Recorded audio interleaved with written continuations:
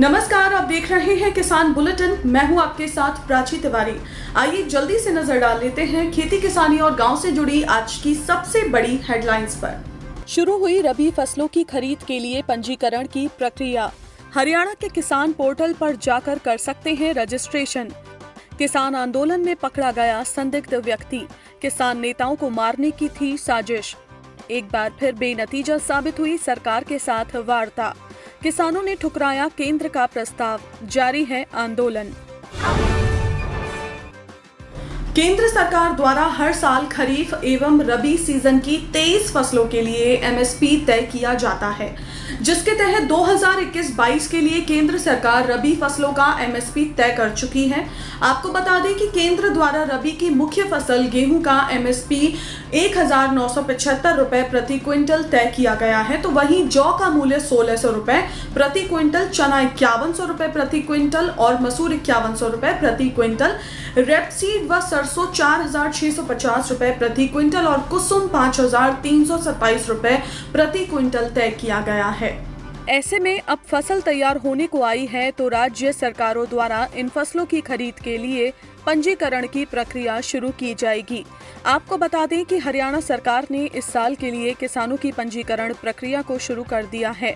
किसान मेरी फसल मेरा ब्यौरा पोर्टल पर जाकर अपनी रबी फसलों की सरकारी खरीद के लिए पंजीकरण कर सकते हैं। तो वहीं मध्य प्रदेश में भी 25 जनवरी से पंजीकरण की प्रक्रिया शुरू होनी है।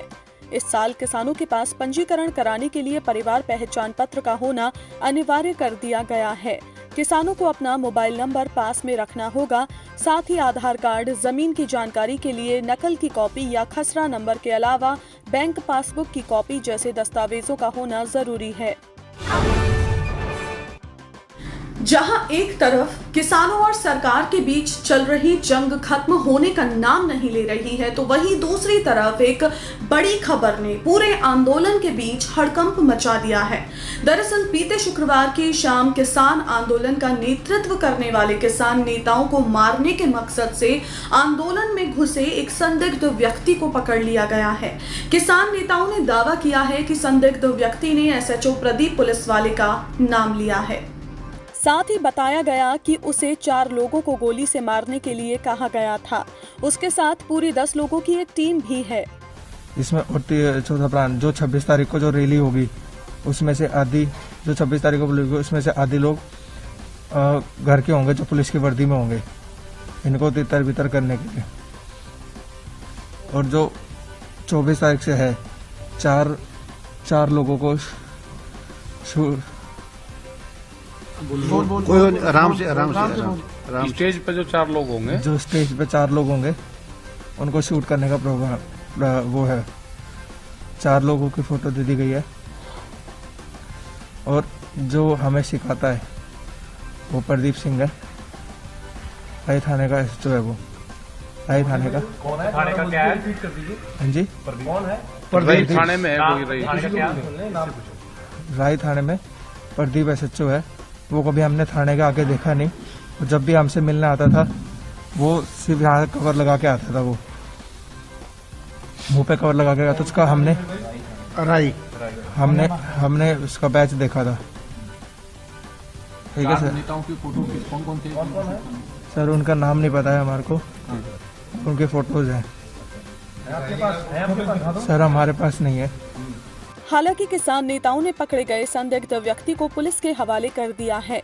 इसके अलावा हैरान करने वाली बात ये भी रही कि अगले दिन पुलिस को दिए कबूलनामे में शख्स अपनी बात से मुकर गया और उसने हरियाणा पुलिस को बताया कि वो कुंडली इलाके में किसी परिचित के घर आया था। वहां उसे पकड़कर कैंप में ले जाया गया और बुरी तरह से पीटा गया।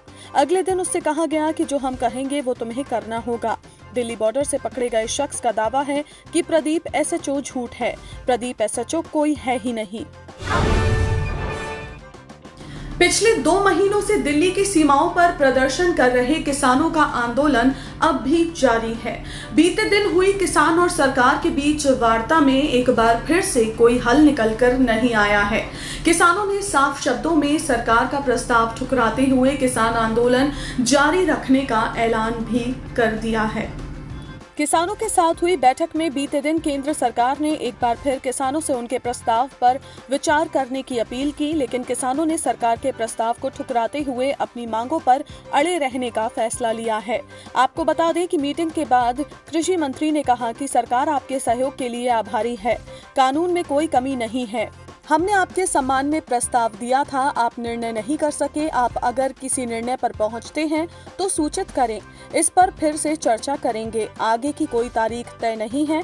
तो वहीं किसान नेता शिव कुमार कक्का ने बताया कि किसान नेताओं ने लंच से पहले अपनी मांगे रखी, लेकिन 18 मिनट की वार्ता के बाद मंत्रियों ने किसानों को करीब 3.5 घंटे इंतजार कराया। बीकेयू के राष्ट्रीय प्रवक्ता राकेश टिकैत ने बैठक के बाद कहा कि सरकार की तरफ से कहा गया है कि 1.5 साल की जगह 2 साल तक कृषि कानूनों को स्थगित करने की चर्चा की जा सकती है। उन्होंने कहा कि अगर इस प्रस्ताव पर किसान तैयार हैं तो कल फिर से बात की जा सकती है।